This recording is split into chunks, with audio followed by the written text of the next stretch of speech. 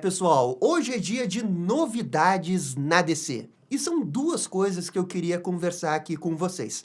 A DC divulgou um vídeo estilo documentário com 1 hora de imagens nos bastidores do filme de Superman. Tem muitos pequenos detalhes bem legais ali envolvendo James Gunn, David Corenswet, todo mundo do filme, mas teve uma frase do James Gunn que chamou muita atenção envolvendo o Batman. E eu quero conversar com vocês sobre essa frase dele, porque talvez dê um indício do que o James Gunn quer do Batman dele do DCU. E a outra coisa que eu queria conversar com vocês é sobre essa notícia de que o filme do Superman vai sair para Video On Demand no dia 15 de agosto. E isso dá apenas 35 dias desde que o filme foi lançado nos cinemas.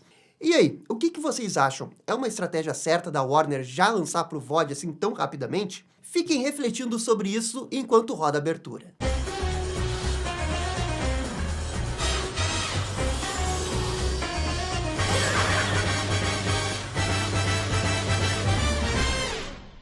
E pessoal, só antes da gente começar, eu queria convidar você para virar membro aqui da Batfamília. Dá uma olhada nos nossos planos de membros, tem algumas recompensas bem legais. Nós somos mais de 200 membros, tem um grupo no WhatsApp, tem uma live que a gente faz a cada 14 dias aqui na Batcaverna, e seria muito legal ter o seu apoio, ter essa troca. Esse dinheiro a gente usa para fazer alguns vídeos especiais, seja na edição ou no roteiro. Muito obrigado, espero que você cogite isso. Agora sim, vamos conversar um pouco sobre a situação do Batman do DCU. Claro que isso que eu vou falar aqui não é exatamente uma notícia, é um negócio que o James Gunn falou nesse documentário do filme de Superman. Tem uma parte do vídeo que o James Gunn começa a falar sobre o Batman.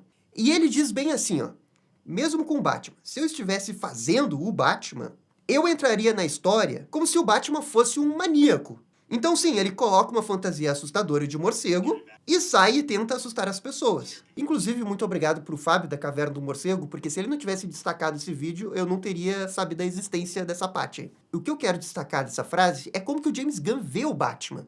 O Bruce Wayne é esse cara que se veste de morcego, é um pouco maníaco, sai nas ruas e tenta assustar as pessoas. É importante dizer também que quando o James Gunn falou isso, ele não estava definindo o Batman, ele só estava dando um exemplo. Mas tem duas coisas nessa frase que eu acho que indicam um pouco como que ele pensa o Batman. Esse negócio dele ver o Batman como um maníaco que sai e ele se vestir com uma fantasia assustadora para assustar as pessoas. Eu interpreto isso que talvez o Batman do DCU não vai ser, né, esse Batman colorido que tá todo mundo especulando. Porque se ele for levar ao pé da letra o que ele disse aqui, vai se vestir de forma assustadora, assustar as pessoas, é um pouco difícil de imaginar que ele vai fazer um uniforme todo colorido, divertido, fantasia e tudo mais. E isso bate um pouco com o que eu acho que ele gosta do Batman. Pra mim, o James Gunn vai fazer um Batman que, sim, comparado com o The Batman, é um pouco mais lúdico, mas com certeza não vai ser tanto assim. O pessoal fala muito que o Batman do James Gunn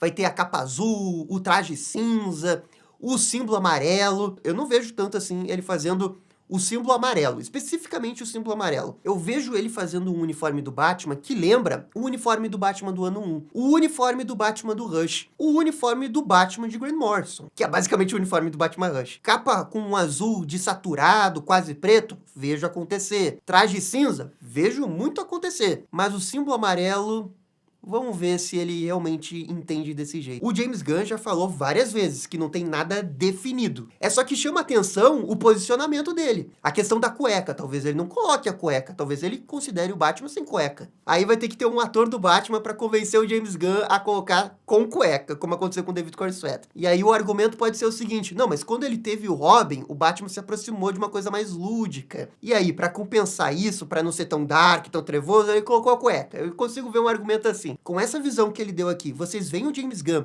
na hora de escolher o uniforme, defender símbolo amarelo, cueca, o que vocês acham? Porque a frase dele realmente passa a sensação que acho que não teria. Mas, de novo, no próprio filme do Superman, ele não estava querendo e ele foi convencido pelo ator David Corenswet. Agora, eu também queria conversar sobre o contexto da frase toda. Porque o James Gunn, né, define o Bruce Wayne como esse maníaco que coloca uma fantasia de morcego e sai nas ruas para assustar as pessoas.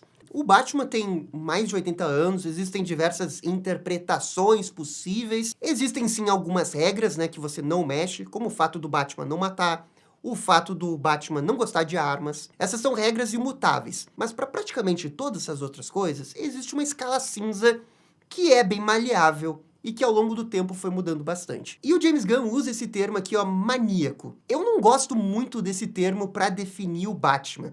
É bem verdade que na definição da palavra, o Batman é maníaco. É só que a palavra maníaco passa um pouco a sensação que o Batman é um tanto quanto problemático, que ele não tem o controle sobre ser o Batman. Que aí talvez seja uma questão de interpretação, talvez seja uma questão de português mesmo. Talvez no português a palavra maníaco tenha um contexto mais pesado do que no inglês. Mas eu espero que quando o James Gunn fale que o Batman é um maníaco, ele não queira dizer que o Batman não tem o controle sobre suas ações. Como se o Bruce Wayne precisasse ser o Batman porque ele tem algum tipo de prazer sórdido em ser o Batman. É bem verdade que tem HQs do Batman que são mais ou menos assim. Não é uma interpretação completamente errada e dá uma boa história do Batman. Mas é que eu vejo o Batman ser o Batman como uma vocação. O Bruce Wayne tem o controle de ser o Batman. A não ser que seja uma história que quer conversar exatamente sobre isso. Por exemplo, The Batman. Bruce Wayne tem um arco que está completamente obcecado em ser Batman. De um jeito que é prejudicial a ele. Ele não tem o controle mais. O morcego tomou conta da vida dele.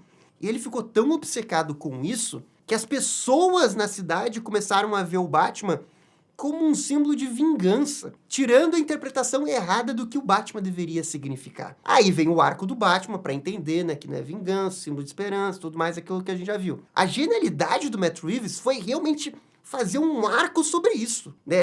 Um arco de desconstrução para construir um novo Batman. É um arco sensacional, um dos melhores arcos de histórias que o Batman já teve na sua vida. Mas qual seria o default, assim? Pra mim, o Batman tem o controle de ser o Batman. Ele é o Batman porque ele escolheu ser o Batman. Um dia apareceu um morcego na casa dele e ele, opa, talvez signifique alguma coisa. E ele interpretou como ele quer ser o Batman. Mas não porque tem um chamado divino, ó, você tem que ser o Batman, não. E sim algo que ele escolheu ser o Batman. A gente tem essas duas palavras, né? É maníaco e obcecado. O Batman é maníaco, ele é obcecado, ele é os dois, tem diferença. No português, a sensação que eu tenho é que a palavra maníaco tem uma conotação mais negativa. Não sei se isso tem alguma coisa a ver por causa do maníaco do parque, e não parece tão problemática quanto a palavra obcecado. Mas na definição fria ali que eu peguei na internet, a palavra obcecado é uma pessoa que tem transtorno, enquanto que a palavra maníaco é uma pessoa que tem manias,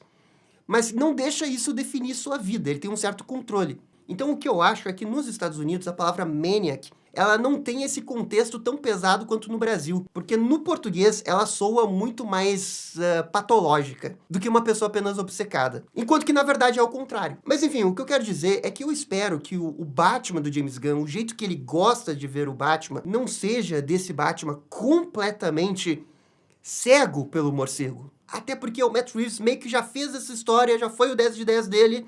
Acho muito difícil você querer fazer um Batman, entre aspas, maníaco, obcecado, e ele ter um arco sobre isso e ser tão bom quanto o The Batman. Às vezes eu me pergunto se ele fala isso porque o James Gunn leu muito a run de Grant Morrison do Batman. Porque o Batman de Grant Morrison tem todo aquele negócio do Zur-En-Arrh, e realmente tudo aquilo passa muito a sensação que o Bruce Wayne é uma pessoa muito problemática, com muitos problemas. E todo aquele negócio pro personagem dele, pra aquela HQ, é fascinante. Não, é maravilhoso, a história é maravilhosa. Só que tudo aquilo não é uma situação comum, é um contexto todo pra história, pra se justificar aquilo. Se é pra fazer esse Batman maníaco, então que vá pro lado do Batman Zur-En-Arrh. Aí eu acho que beleza, dá pra ter uma baita história. O problema é que pra fazer o Batman Zur-En-Arrh, eu acho que você tem que ganhar o direito de fazer o Zur-En-Arrh. Você tem que construir esse Batman, entendeu? O que eu vejo o Batman do DCU fazer na largada é ser um Batman mais resolvido, sabe? Pode sim ser um Batman que tem defeitos. Ninguém quer Batman perfeito. O Batman pode sim ser manipulador.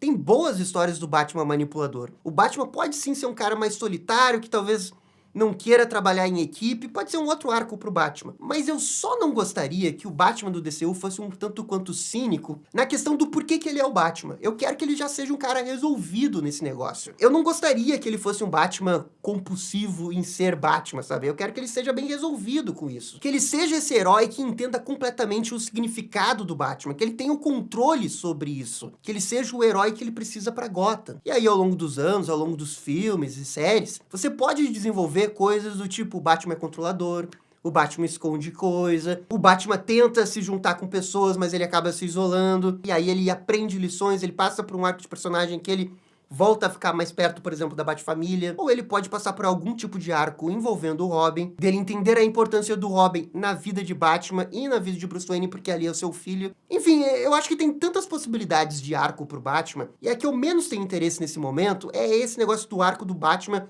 que ele é maníaco, compulsivo, ele é cego pelo morcego, e ele, né, aprende melhor o significado do Batman. De novo, não tem nada contra essa história, é só que eu acho que o The Batman já fez de um jeito tão 10 de 10, que eu acho muito difícil você superar. E se for pra fazer o Batman maníaco compulsivo, sem ter arco, eu também não gostaria disso. De novo, eu queria que o Batman, nesse ponto da vida dele, já com um Robin, já talvez com Asa Noturna, ele já estivesse resolvido com isso. A não ser que você queira fazer alguma coisa com o Batman Zurenar. Aí tem negócio. Aí tem negócio. Pra mim, James Gunn é a única exceção. O Batman do Robert Pattinson, ele aprende tudo isso no The Batman. Mas esse aprendizado, esse conhecimento que ele tem no final, é algo que todo Batman tem que ter. Aliás, eu acho que isso é uma visão que um vilão teria do Batman.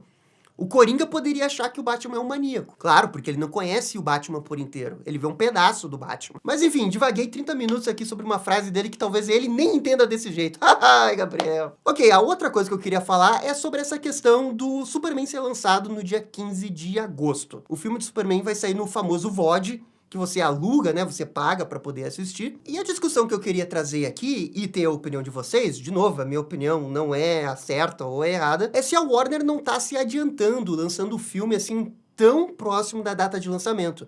Porque deu pouco mais de 30 dias desde o lançamento do filme do Superman.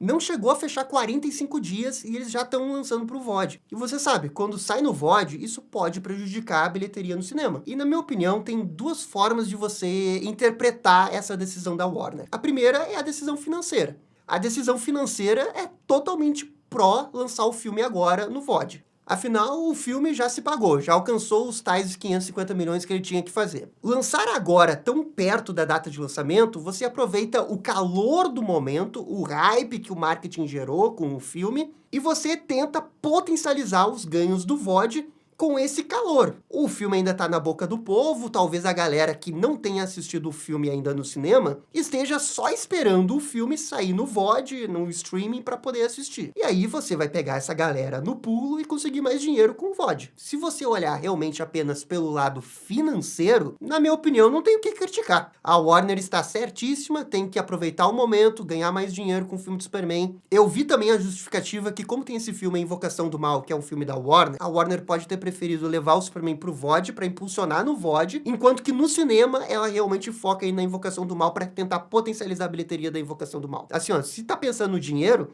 eu acho que está corretíssimo. Com certeza dá mais dinheiro fazer isso. Agora, eu não concordo com essa visão. E aí tem o outro lado da interpretação de lançar um negócio assim tão perto da data de lançamento, que é a questão de você tá mimando o público que fica em casa. Você tá meio que recompensando o público que não foi no cinema aí no primeiro mês e dando o filme com 35 dias para ele assistir.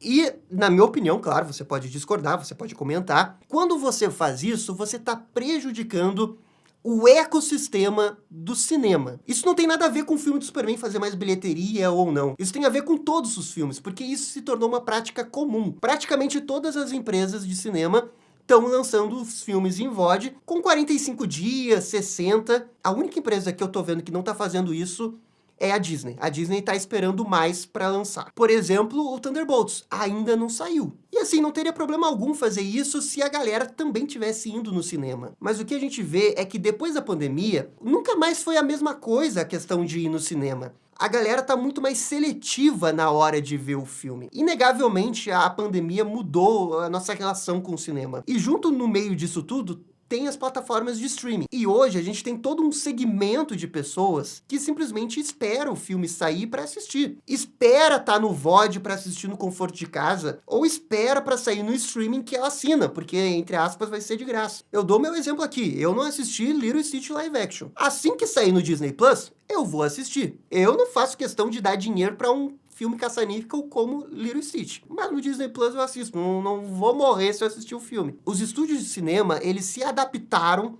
para a pandemia e foram se ajustando ao perceberem que mudou essa dinâmica da galera ir no cinema. O que isso fez? Diminuiu a janela do tempo de cinema dos filmes. Se no passado, em 2018, 2019...